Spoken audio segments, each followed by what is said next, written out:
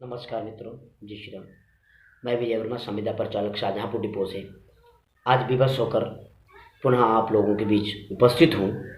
जैसा कि अभी 3 दिन पहले हमारे उत्तर प्रदेश परिवहन निगम के जो एमडी साहब हैं, उन्होंने एक आदेश जारी किया है कि जो भी कर्मचारी हैं उनको कुछ कंडीशनों के हिसाब से पैसा दिया जाएगा। संविदा कर्मचारियों को उनको किलोमीटर के हिसाब से पैसा दिया जाएगा। जैसा कि आप सब लोगों को पहले से ही विदित है, जब 22 मार्च को पहला जनता कर्फ्यू लगा था, उसके बाद से 24-25 तारीख के बाद से कंटिन्यू धीरे धीरे लॉकडाउन शुरू हो गया था।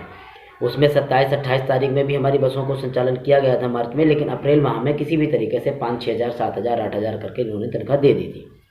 अब मई महीने की बात आए तो मई माह में आपने देखा होगा कि पूरे भारत के कोने कोने से, अन्य अन्य प्रदेशों से जो श्रमिक ट्रेन के द्वारा आए या पैदल आए या अपने वाहनों के द्वारा आए, उनको होम डिस्ट्रिक्ट तक पहुंचाने का कार्य हमारे संविदा कर्मचारियों ने खूब किया। संविदा कर्मचारी मैं बार बार इस वजह से कह रहा हूं क्योंकि उत्तर प्रदेश रोडवेज में लगभग 80 से 85% संचालन संविदा का ही कर्मचारी करता है। ये नहीं कह रहा है कि रोडवेज के नियमित कर्मचारियों ने अपना साथ नहीं दी, भरपूर साथ दिया। चाहे हमारा सहायक क्षेत्र प्रबंधक हो, चाहे हमारा इंचार्ज हो, चाहे हमारा टीआई हो, चाहे हमारा टाइम कीपर हो, जो भी परिवहन निगम से जुड़ा हुआ व्यक्ति है, उसने पूरे तन्मयता के साथ में अपना कार्य किया। परंतु दुख इस बात का है कि इतना सब कुछ करने के बावजूद भी एक कोरोना योद्धा की तरह लड़े। भले ही प्रिकॉशन नहीं था, खाना नहीं था, पीना नहीं था, आराम नहीं थी, कोई व्यवस्था थी या नहीं थी, हम लोगों ने उसकी परवाह नहीं की। हमने नौकरी नहीं बल्कि एक सेवा की भांति हमने काम किया यहाँ पर। हालांकि माननीय मुख्यमंत्री जी के द्वारा अभी 1 दिन पहले ये कहा भी गया कि उत्तर प्रदेश परिवहन निगम ने एक बहुत ही सेवा भाव के साथ में कार्य किया, श्रमिकों को उनके घर तक पहुंचाने का कार्य किया। कई लाख लोगों को उनके घर तक पहुंचाया गया है उत्तर प्रदेश परिवहन निगम के द्वारा।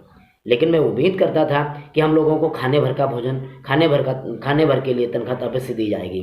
मैं बार बार यही कहना चाहूँगा कि वर्तमान स्थितियों के हिसाब से जैसे मई महीने की बात इन्होंने की, अगर मई महीने की बात लगाई जाए किलोमीटर के हिसाब से, तो स्टैंड बाय मोड पर करीब 50-60 हमारे चालकों को रखा गया। डीएम के आदेशानुसार कुछ बसों को स्टैंड बाय मोड पे रखा गया, तो जो 24 घंटे वहीं पड़े रहे हैं, उनकी गाड़ी नहीं चली है, उनको गाड़ी जाने को नहीं मिला है, या कहीं गाड़ी गई है तो किलोमीटर कितना चली है। किलोमीटर के आधार पे अगर बात कही जाए तो 1000-2000 रुपये, 3000 रुपये से किसी को भी ऊपर नहीं मिलने वाला है। अब आप सोच के देखिए कि जहाँ एक तरफ कहा जाता है कि लॉकडाउन में, ये कोरोना जैसी महामारी में आप घर से बाहर मत निकलिएगा, और वहीं पर हम लोग अपनी जान की परवाह किए बगैर, अपने परिवार की परवाह किए बगैर हम अपने दायित्वों का निर्वहन करते रहे। क्या कोरोना जैसी बीमारी से हमें डर नहीं लगता? या अगर बाई चांस सोच के जरा देखिए कि अगर हमें हो जाता है तो हमारे परिवार का क्या होगा। जब जीते जी हम लोगों की कंडीशन ये हो गई कि भीख मांगने पर मजबूर हो गए, भूखमरी की कगार पर हम लोग खड़े हैं, तो सरकार के अनुसार एमडी साहब का जो बयान आया है वो बहुत ही काबिल एतराज़ है। मैं उसकी बहुत ही कड़े शब्दों में निंदा करता हूँ, और मैं उनसे ये भी निवेदन करता हूँ कि इंसान होकर के इंसान का दर्द आपको समझ नहीं आता है। मैंने तो सुना था कि जो आईएएस की पढ़ाई करता है उसको सबका ज्ञान होता है, पूरे समाज का उसको ज्ञान होता है कि कौन भूखा है, कौन प्यासा है, कहाँ से व्यवस्था की जाती है। मैं महोदय आपसे पूछने की हिम्मत तो नहीं करता, पर अवश्य ये निवेदन अवश्य करूँगा, क्या उन किताबों में हम लोगों के भूख का जिक्र नहीं होता था? क्या उसमें ये नहीं लिखा होता था कि जो कर्मचारी है उसको भी भूख लगती है, उसका भी परिवार होता है, उसके भी दायित्व का जिम्मेदारी उसके कंधों पर होती है, जिसलिए वो अपनी जान की परवाह किए बगैर ही रोड पर निकल जाता है।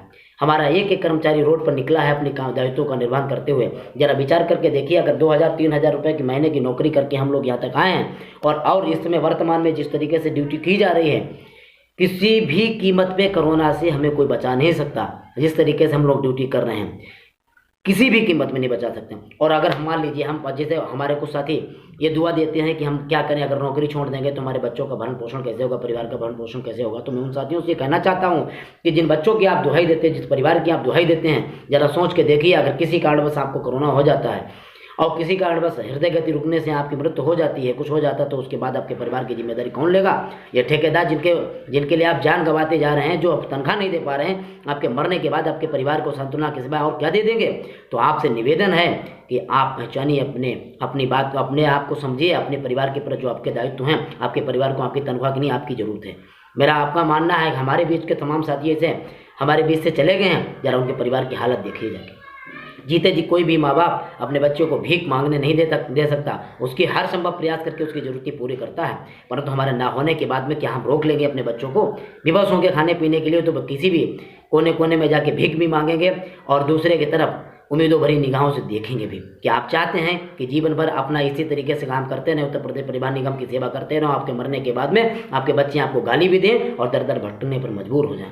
आज वास्तव में विचार करने का समय है, किसी नेता की बात मानने की बात नहीं है। आप चिंतन कीजिए, आप अपने बच्चों को चेहरों को देख कर सोचिए कि वास्तव में क्या हम किसी सही परिवहन निगम, किसी सही विभाग में नौकरी कर रहे हैं, क्या इस नौकरी करने के बाद हम अपने परिवार को क्या दे रहे हैं। अरे हमारी यहाँ गारंटी नहीं है ज़िंदगी, हम अपने बच्चों की गारंटी कहाँ देंगे। मैं बहुत ज़्यादा आहत हूँ एमडी साहब की इस बात से, और मैं आप सब लोगों के माध्यम से अपनी बात एमडी साहब तक और आदरणीय परम पूजनीय हमारे जो हिंदू हृदय सम्राट हमारे हृदय में बसते हैं ऐसे पूजनीय योगी आदित्यनाथ महाराज जी तक भी मैं अपनी गुहार लगाता हूँ कि हम भी आपकी ही जनता हैं और हम लोगों ने पूरी मेहनत के साथ में अपनी जान की परवाह किए बगैर काम किया है। किसी भी डिपो से अगर कहीं पर संचालित बाधित हो, और साथ में एक संदेश उन अधिकारियों के लिए भी जो अपने आप को बहुत बड़ा हिटलर समझते हैं और संविदा के कर्मचारियों की संविदा समाप्त करने का कार्य कर रहे हैं। अभी 2 दिन पहले एक लेटर आया सीतापुर से, अगर हमारा कोई कर्मचारी किन्हीं कारणों से नहीं आया है तो मानवीय दृष्टिकोण से आपका दायित्व बनता है उनको बचाए रखना। हाँ, अगर कहीं संचालन किसी के कारण बाधित होता है तो आप कार्रवाई कीजिए, लेकिन उससे छोटी छोटी भी कार्रवाई होती है। जब हमारी गर्दन पर छुरी रखी जाती है तो हमें दर्द होता है। जरा सोच के देखिए, अगर वही छुरी आपकी गर्दन पर रखी जाएगी तो आपको दर्द होगा या नहीं होगा। तो अधिकारी आप हैं, अच्छी बात है, आपने कुछ पढ़ाई लिखाई या जो भी किया होगा आप पहुँच गए होंगे, मैं बधाई देता हूँ आपको। परंतु इस बात को भी मैं बार बार कहना चाहता हूँ कि आप भी एक इंसान ही हैं, और इंसान के काम ना आए तो मुझे लगता है वो जानवर है, और जानवर से भी बदतर है। तो इंसान नर सेवा नारायण सेवा, हम सब लोग आपके अंडर में आते हैं, और जिसके भी अंडर में आते हैं, जो भी उत्तर प्रदेश परिवहन निगम के जिस तरीके से है तुगलकी फरमान जारी किए गए हैं, मेरा आपसे अनुरोध है, अभी भी अनुरोध है, क्योंकि हमारा देश ऐसी स्थिति में नहीं कि हम आपका विरोध करें। अनुरोध है कि आप हमारे बारे में विचार करें।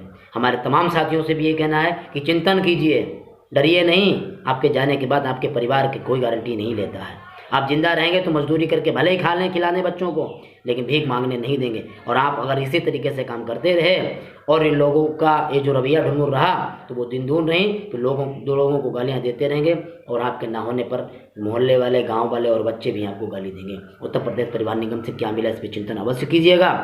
हम लोगों ने तन्मयता के साथ में कोरोना योद्धा की तरह जान की परवाह किए बगैर भूखे प्यासे नंगे रहकर हम लोगों ने काम किया। हमें क्या मिला, हम इस बात की बात नहीं करते, किसी का काटो वेतन या किसी को दो, लेकिन हमें जीने भर का वेतन देंगे कि नहीं देंगे। इस तरीके से फेंक देंगे आप हमें निकाल कर, ये उम्मीद नहीं आपसे थी।